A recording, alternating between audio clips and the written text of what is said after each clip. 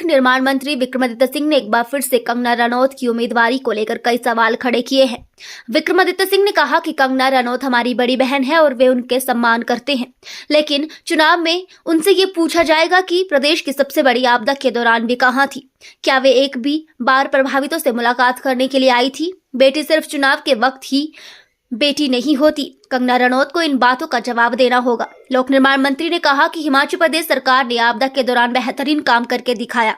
केंद्र सरकार से राज्य सरकार को कोई सहयोग नहीं मिला, बावजूद इसके राज्य सरकार ने आपदा प्रभावितों के लिए 4,500 करोड़ रुपए का राहत पैकेज जारी किया।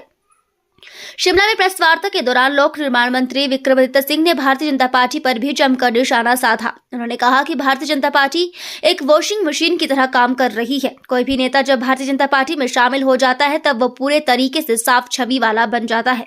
अगले ही दिन उसके सभी केस भी खत्म कर दिए जाते हैं। विक्रमादित्य सिंह ने दावा किया कि कांग्रेस पूरी मजबूती के साथ लोकसभा चुनाव लड़ेगी। उन्होंने कहा कि हिमाचल प्रदेश की 4 लोकसभा सीट के साथ सभी 6 उपचुनाव में कांग्रेस पूरी मजबूती के साथ लड़ने वाली है। क्योंकि पार्टी ने हमें जो जिम्मेवारी मंडी संसदीय क्षेत्र की चुनावों में वहां के प्रभारी के रूप में दी है, मैं जल्द वहां पे जाकर अगले 2-3 दिन के अंदर 3 तारीख को मंडी में जाकर वहाँ पे सभी जो हमारे पार्टी के प्रमुख कार्यकर्ता हैं, सभी नेता हैं, सभी फ्रंटल ऑर्गेनाइजेशंस के साथी हैं, उनके साथ बैठकर वहाँ की रणनीति चुनाव की तैयार की जाएगी। आप जानते हैं कि पीछे जो विधानसभा जो उपचुनाव हुए थे लोकसभा के, उसमें कांग्रेस पार्टी ने वहाँ से फतेह हासिल करी थी और श्रीमती प्रतिभा सिंह कांग्रेस पार्टी की वहाँ से नुमाइंदा थी और वो सांसद बनी हैं, वर्तमान में प्रदेश अध्यक्ष हैं। तो निश्चित तौर से आने वाले समय में जैसा भी केंद्रीय हाईकमान का नेतृत्व और उनका जो आदेश रहेगा उसके आदेश अनुसार कार्य किया जाएगा। जहाँ तक एलोकेशन ऑफ टिकट्स है, मगर क्योंकि हमें ज़मीन स्तर पे वहाँ पर पार्टी को मजबूत करना है और वहाँ पे जाकर जो है हर ब्लॉक में पार्टी के कार्यों को गति प्रदान करनी है, उसके लिए एक जो है प्रारंभिक बैठक 3 तारीख को मंडी के अंदर आयोजित की जाएगी, जिसमें सब रूपरेखा आपके जो वहाँ पे संसदीय चुनाव है मंडी का उसके लिए भी, और साथ ही साथ जो मंडी संसदीय क्षेत्र के अंदर ही लाहौल स्पीति विधानसभा क्षेत्र है जहाँ पर उपचुनाव होना है, वहाँ की जो है रूपरेखा भी हम तैयार करने का प्रयास करेंगे। और निकट भविष्य में मैं लाहौल स्पीति का दौरा भी करूँगा और वहाँ पे किस तरीके से पार्टी की गतिविधियों को मजबूत करना है, जो हमारे पार्टी के हमारे इंचार्ज उस इलाके के हैं, पीसीसी के वहाँ के इंचार्जेस हैं, हमारे ज़िला के अध्यक्ष हैं, उनके साथ बैठकर इसके बारे में एक डिटेल्ड रूपरेखा बनाई जाएगी और उसको अंजाम आने वाले समय में दिया जाएगा। इसका मैं पूरा विश्वास जो है आपके माध्यम से प्रदेश की जनता को भी और ख़ास करके मंडी संसदीय क्षेत्र की जनता को हम दिलवाना चाहते हैं कि हम लड़ेंगे और पूरी मजबूती से लड़ेंगे, निर्णायक लड़ाई लड़ेंगे और जीतने के लिए ये लड़ाई लड़ी जाएगी। ये मैं पूरी मजबूती से इस बात को कह सकता हूँ।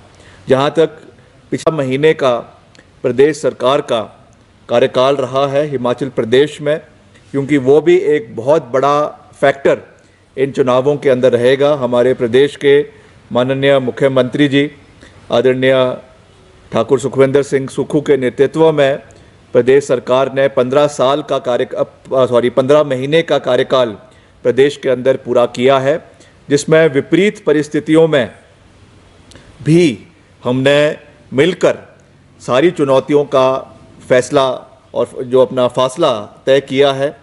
प्रदेश में आपदा का दौर आया, उसके बावजूद जो है विपरीत परिस्थितियों में 4,500 करोड़ रुपए का पैकेज प्रदेश की जनता को दिया गया। बार बार हमने गुहार केंद्र सरकार से जो है लगाई कि हमें एक विशेष पैकेज हिमाचल प्रदेश को चाहिए in terms of the developmental activities also, and जो डिज़ास्टर प्रदेश के अंदर हुआ है, जिस लेवल और जिस मैग्नीट्यूड का डिज़ास्टर हुआ है, उसको मद्देनज़र रखते हुए मैं समझता हूं कि हिमाचल उस श्रेणी में आता था जिसमें ये ये विशेष सहयोग केंद्र सरकार को हिमाचल का करना चाहिए था, क्योंकि अब चुनाव आ रहे हैं तो निश्चित तौर से इन मसलों को, इन मुद्दों को लोगों के बीच लेकर जाना ये हमारा दायित्व भी है, हमारी जिम्मेवारी भी है, क्योंकि हम हमेशा आंकड़ों के ऊपर बात करने में विश्वास रखते हैं। ये सच्चाई है कि हिमाचल प्रदेश की अर्थव्यवस्था को करीबन 15,000 करोड़ रुपए का नुकसान जो है इस आपदा के दौर में हुआ, और उसकी तुलना में जो थोड़ा बहुत सहयोग केंद्र सरकार से आया वो 4-4.5 करोड़ से 500 करोड़ से ज़्यादा का सहयोग अगर हम टोटल बात करें, चाहे वो एनडीआरएफ का है, चाहे एसडीआरएफ का है, चाहे और अलग अलग हेड से आया, तो इससे ज़्यादा सहयोग जो है स्पेसिफिकली डिज़ास्टर के समय में हिमाचल को इससे ज़्यादा पैसा नहीं आया है। जो बार बार भाजपा कई सेंट्रल स्पॉन्सर्ड स्कीम्स का जिक्र करती है, मैं उसके ऊपर भी जो है आज की प्रेस वार्ता में उसके ऊपर भी स्थिति स्पष्ट करना चाहता हूं, क्योंकि प्रधानमंत्री ग्राम सड़क योजना हमारे विभाग द्वारा, लोक निर्माण विभाग द्वारा इसका संचालन प्रदेश के अंदर किया जा रहा है।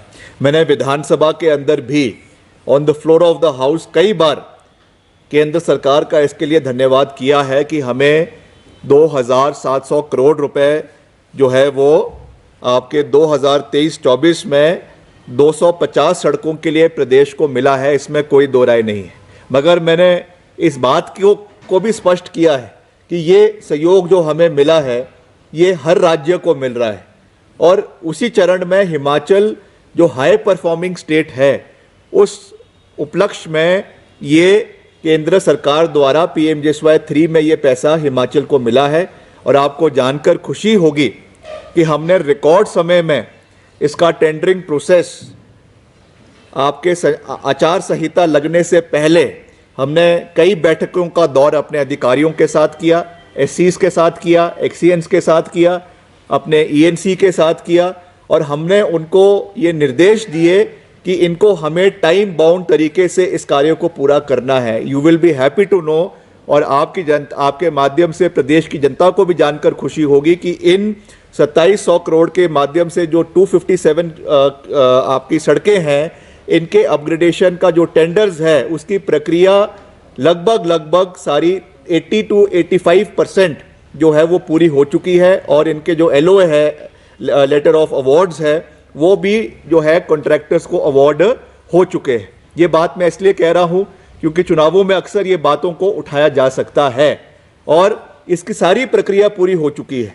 टेंडर्स अवार्ड हो चुके हैं। अब अगर कोड ऑफ कंडक्ट भी लगा है, उसको आगे काम होने में कोई दिक्कत प्रदेश के अंदर जो है वो नहीं आएगी। ये इसलिए हमारा ये लक्ष्य था क्योंकि 3 महीने का लंबा कोड ऑफ कंडक्ट प्रदेश के अंदर लगा है, और हमारा ये एजेंडा था कि इन 3 महीनों की कोड ऑफ कंडक्ट की वजह से प्रदेश के जो विकास की गति है वो रुकनी नहीं चाहिए। इसलिए हमने ये विशेष बैठक कोड ऑफ कंडक्ट लगने से पहले दिन रात एक कर इसको किया है, और जैसा मैंने आपको कहा 80 to 85% इसमें अवार्ड हो चुका है।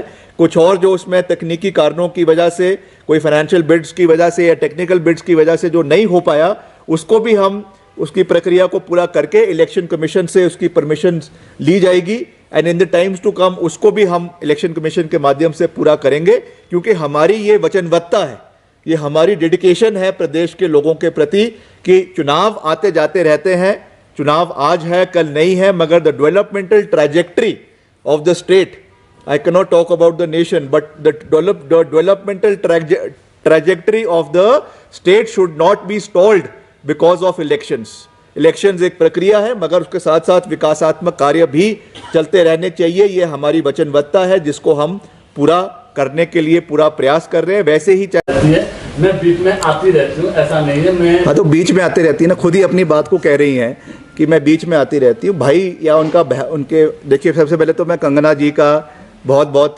उनका आभार प्रकट करता हूँ, और मैं उनको कहता हूँ कि वो हमारी बड़ी बहन है। मैं उनका बहुत व्यक्तिगत रूप से मान सम्मान करता हूँ। उन्होंने हिमाचल प्रदेश का नाम बॉलीवुड जगत में रोशन किया है। That is a very good thing, that is undisputed, और उसमें कोई भी राजनीति नहीं होनी चाहिए। जहाँ तक उनका राजनीतिक अखाड़े में उतरने की बात है, निश्चित तौर से जब वो उतर ही गई हैं तो हर चीज़ का वाद विवाद होगा, इसमें कोई दो राय नहीं है।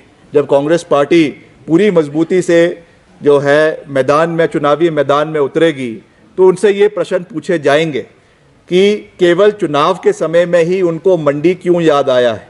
कल वो जो है वो काशी की बात कर रही थी, काशी विश्वनाथ की बात कर रही थी और छोटी काशी की बात कर रही थी। तो ये चीज़ें उनको तब याद क्यों नहीं आए जब प्रदेश में इस दशक की नहीं मगर इस शताब्दी की सबसे बड़ी आपदा हिमाचल प्रदेश को आई। उस समय बॉम्बे से उनका सर्वर डाउन हो गया था, ऐसी भी रिपोर्ट्स आई थी। उस समय हिमाचल प्रदेश को सहयोग करने के लिए जो उनको सहयोग करना चाहिए था, कितना किया कितना नहीं किया। क्या वो एक बारी भी मंडी संसदीय क्षेत्र की किसी प्रभावित परिवार के लोगों से मिली? क्या वो कुल्लू में, मनाली में उनका घर है, क्या एक बारी भी वो, और तो छोड़िए क्योंकि मंडी संसदीय क्षेत्र हिमाचल प्रदेश का 1/3 क्षेत्र है, मगर अगर वो मनाली में उनका घर है, मनाली के पतली कुल में ब्रिज बह गया था। मैं वहाँ पर खुद एज PWD मिनिस्टर मैं वहाँ पे गया। वहाँ पे आपके जो है और आपके बंजार के अंदर ब्रिजेस बह गए थे, कुल्लू के अंदर, मनाली के अंदर जो है ब्रिजेस बह गए थे।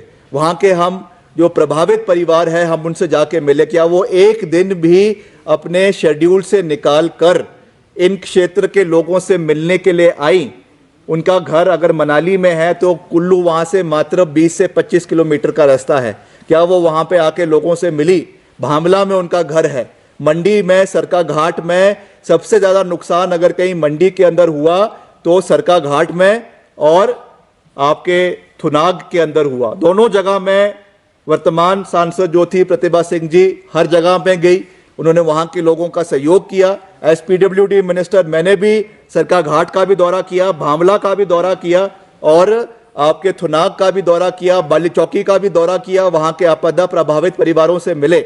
अगर उनका ये मन था कि मैंने यहाँ से चुनाव लड़ना है, अगर वो कहती हैं कि मैं मंडी की बेटी हूँ, तो बेटी केवल चुनावों के समय में बेटी नहीं होती है, बेटी पूरे समय की बेटी होती है, चाहे अच्छे दिन है चाहे बुरे दिन है। तो ये चीज़ें आने वाले समय में ज़रूर लोगों के बीच में आएंगी। चुनावों के बीच जब ये मुद्दे उठेंगे तो निश्चित तौर से इसका जवाब श्रीमती कंगना रनौत को देना होगा कि क्या वो इन समय के अंदर मंडी में आई, और अगर आई तो कहाँ गई, और गई तो किससे मिलने गई। इसका जवाब कंगना रनौत जी को मंडी संसदीय क्षेत्र की जनता को देना पड़ेगा।